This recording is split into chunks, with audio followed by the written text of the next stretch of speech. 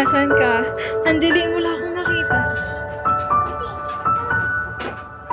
Dito ka. Palubat na ako eh. Hindi ko makita.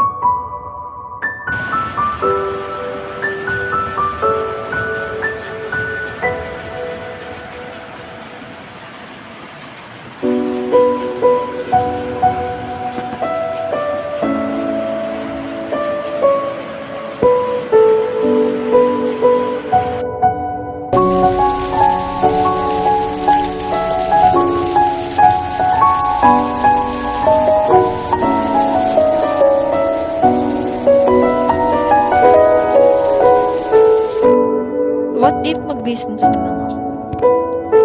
What if may finished product ako? What if nag-flyers na ako at naghahanap na ako ng prospect ko? What if naghahanap na ako ng clients ko? What if may sarili akong kwarto na mabubuo ko yung mga desisyon kong pag niregosyo? What if may business talaga ako or something na makakatulong sa akin para mabuo yung mga plano ko sa buhay. And siguro yung bahay talaga namin yung first location to pursue business.